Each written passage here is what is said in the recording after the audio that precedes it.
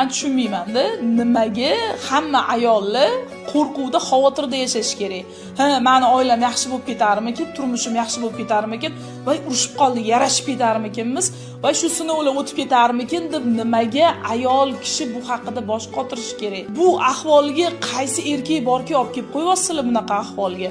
Men to'g'risi hozirgi erkaklarni tushunmayman-da. Hamma mas'uliyatni ayolning bo'yniga ortmoqlab, hamma ayb kamchiliklarni ayollarga yuklatib, yana ularni blok qo'yib, yana arazlab olib, shunaqa odat erkak kishiga yarashadimi?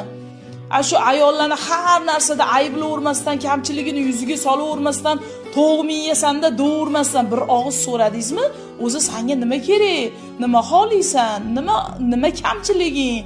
deb ichki holatini, ustidagi moddiy jihatini emas, ichki holatini bir so'radingizmi? Ayol kishiga ozgina bir nima deydi, mehr bo'lsa bo'ldi.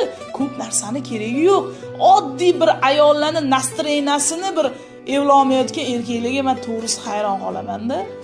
Bitta gap aytaman, 100% hamma ayol kishi mehr ko'rgan insonidan ketmaydi. Mehr ko'rgan xonadonidan ketmaydi. Baraka topkurlar ham